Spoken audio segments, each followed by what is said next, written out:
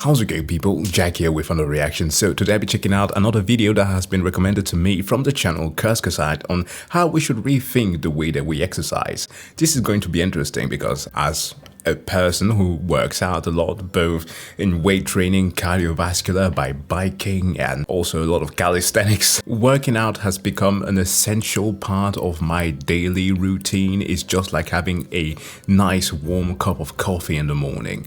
It's almost unavoidable for me. I train almost every single day. Occasionally, when I have to, like restitution can take some time depending on how hard you push yourself, I might take a day off. But like most things, it's something that is super manageable as soon as it becomes part of your daily routine. So I absolutely love it, and I think that it serves a multitude of good purposes, from helping you with your mental health, as many would have said that perhaps the heaviest thing we lift are not our weights but our feels. And of course a plethora of other health benefits that are not just about losing weight.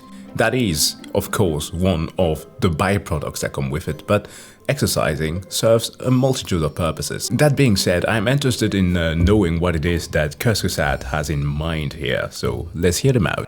Losing weight is hard, and unfortunately your body is sabotaging you every step of the way. Your body is a biological machine that follows the laws of thermodynamics and needs energy and raw materials to stay alive, which is why you eat. Yeah, as always, the rule is quite simple. Calories in, calories out. Burn more to lose weight or eat more to gain weight, which you can achieve on a multitude of ways. Working out is not the sole factor. If you want to become like a endurance athlete, that might be uniquely one of the ways that you approach it, but for most people, eating well in the kitchen will always be the main component. Energy from food is measured in calories, and you need a certain amount to power your internal machines. Your brain thinks, your heart pumps, your gut digests, your immune system immunes, and you contract your muscles to move around. Yeah. The harder a movement is, the more calories you burn. An hour of walking burns about 260 calories, moderate swimming 430, biking 600, running 700. If you eat more calories than you burn, your body stores them, mostly in the form of fat. 1 kilogram or 2 pounds of fat is about 7,000 calories. Seems simple. To lose weight, you have to burn more than you eat, so fat is turned back into energy. There are two ways to do this. Eating less, which we'll cover in another video, and burning more, say by moving around aimlessly, also called working out. We also get told early on that exercising is healthy somehow, so working out should kill two birds with one stone. Oh, unfortunately, this doesn't exactly work out. It's one of these frustrating experiences where you do what you think's right, only to not see the results you deserve. In reality, exercising is a bad way to burn fat. And until recently, we fundamentally misunderstood what moving around a lot does to our bodies. The myth of the workout. Well, what an interesting way of phrasing it. I wouldn't exactly say it that way, but let's hear them out. Because obviously, working out helps you burn calories. Does it translate directly to fats? It depends. Like, your body is most likely going to attack your glycogen storage first, right? Everything that has to do with sugars first, because it's easy. The carbs are easy to attack, so that's what we go with first. The protein that is stored in your muscles is something that the muscle will then use to reconstruct the fibers that have been broken. And if you are in a stage of deficit, for the most part, your body is likely to then tap into your fat storage to use them instead. That's why a lot of people, myself included, have loved the idea of working out early in the morning. That's how I start my day. Because for one, as a content creator, I have a pretty sedentary job, which means that I'm going to sit here editing a video and of course record them as well. So hitting that early in the morning alleviates a lot of, I guess, frustrations that I might have with then having to force myself to go to the gym later on during the day. But also because exercising on an empty stomach is likely to promote your body's primary source of energy to be fats instead of carbohydrates. But the myth of working out, okay, let's hear them out. A few years ago, scientists began to compare populations in industrialized societies which sit a lot, to hunter-gatherer communities who move around a lot.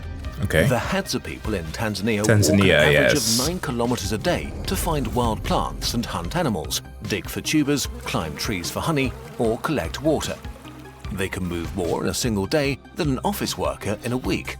So, of course, they burn more calories, right? No. But it turns out that the Hadza burn the same amount of calories per day as a typical person in an industrialized country. Yes, this is what we are calling the constrained model of energy expenditure. I do believe that I actually read the paper that they are mentioning here because I did have to explain this to my mom once. She's not a fan of me lifting weight. She thinks that it makes me look too big. And I'm like... She used to be a runner herself. It's kind of weird that she's trying to gaslight me into believing that she didn't do the same when she was younger. But in reference to that, I was actually explaining her something similar to people that we have in my country of birth called the Baka people, who are pygmies, who are pretty much removed from, I guess, urban society. But the way that I would like illustrate that is that, as I said before, I have a pretty sedentary job, right? So I sit here and edit some stuff. But if I decide one day to not follow the normal routine and just go full ham, do every single thing, powerlifting, bodybuilding, workouts, some calisthenics, and hit the cardio as well. I've done that before. I'm talking about the type of workout that is likely to get you upwards to the 1800 or so calories during a single workout.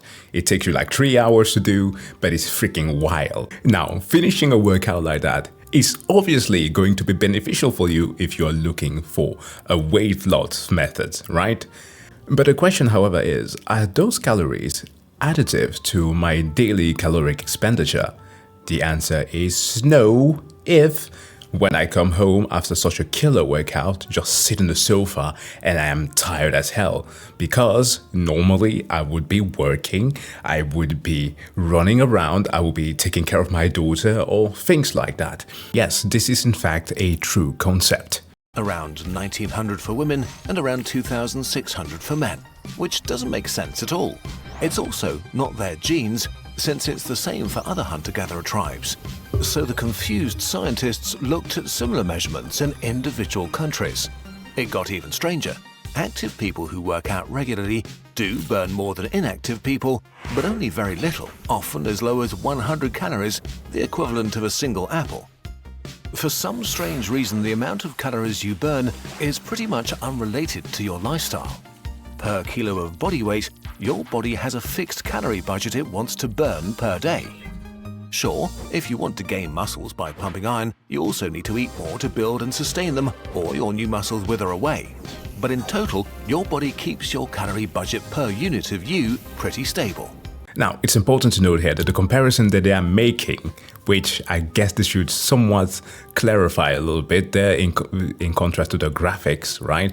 That the person that works out here is likely going to be a competitive athlete, let's say that, a very active person, should not be compared to, let's say, an obese person that just sits at home and reads comics. I'm just going to pretend that they're comic books here. No offense, I'm a comic book reader myself. We literally have that in the background. Like, yes, they're going to be burning relatively the same according to the specific body weight. So this guy here might only be burning like, I don't know, 1900s during a day, where this guy is upwards towards the 3500s. That makes perfect sense. The ratio, I guess, is the same, but the amount is not the same. Total, your body keeps your calorie budget per unit of you pretty stable. And to make matters worse, if you want to lose fat, your body sabotages you in small and big ways. First of all, when you begin to work out regularly, maybe going for a run in the morning, your body may subconsciously make you move less when you don't pay attention. Maybe you take the elevator instead of the stairs, you sit more when you meet your friends, or you sleep longer, largely balancing out your burn again, preventing you from burning much fat. Right. You can overcome this temporarily. If you do actually change your life after sitting around for years and suddenly start working out without eating more, this is a shock to your system. You actually do burn more calories and lose fat, so you can lose a few kilos or pounds through exercise. But this is very short-lived. Your body adapts and burns fewer and fewer extra calories each day until it restores its original calorie budget. Indeed, that's why also every single, let's say, bodybuilding training workouts or CrossFit or powerlifting always adjust after a certain amount of time. I could show you my training program, for example. The amount of reps and sets that I have to do for the first 4 weeks are significantly increased from week 5 to the later on when I want to, let's say, enter a competition. And the same goes for the amount of food that I need to consume, because that's how the body works. The body is exceptional at adapting itself to things. After a few months, you burn basically the same amount you did when you didn't work out. Bizarre. And now we're getting to the actual reason why exercise is healthy. Why your body is sabotaging you.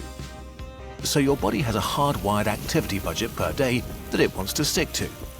This setting evolved when humans had to move a lot. Not because they wanted to, but because they had to find food for survival. Yeah. But when food is abundant and exercise is voluntary, what does your body do with the energy that you're not using to move around? We're simplifying a lot here, and this is relatively new science, but in a nutshell, there are many different systems in your body trying to do their job as well as possible. And if there's extra energy, they seem to use it. Unfortunately, this is bad. When your immune cells detect injuries or infections, they trigger inflammation. Fighter cells, alarm chemicals, and fluids flood into your tissue. This is crucial, but it also causes damage, so it needs to be cleaned up quickly or it can become chronic. And chronic inflammation is one of the major contributors to many serious diseases, from cancer to heart failure. If your immune system is on a tight budget, it has to be efficient with inflammation. With lots of free calories, though, it overcommits. Another thing is that your glands produce hormones you don't need, like cortisol, the stress hormone, which triggers your fight or flight response. Crucial for survival, but if you have too much of it, you get, well, very stressed all the time. Chronic stress is a major cause for a bouquet of health issues, including your mental state. For our ancestors who moved a lot and had to deal with sudden bursts of activity, fleeing from a lion, attacking that bison, this cortisol was crucial. But if you live a modern, sedentary lifestyle, your body is ready for action that doesn't happen, hurting itself in the process. Your body evolved to move regularly and is fine-tuned to a certain base level of activity. If this activity is missing, it still uses almost the identical amount of energy just on stupid stuff. This is why you burn almost the same amount of calories whether you work out or not. By working out, you're not doing anything extra, you're doing what your body is literally made to do. Working out is not a magic bullet, but it seems to restore an internal physical balance that seriously affects your body. And this is also why regular exercise is so incredibly healthy. The evidence is incredibly clear here. It reduces chronic inflammation and stress, it's good for your heart, may ease depression, and makes you live longer and better. Movement is not really made to burn your fat, though.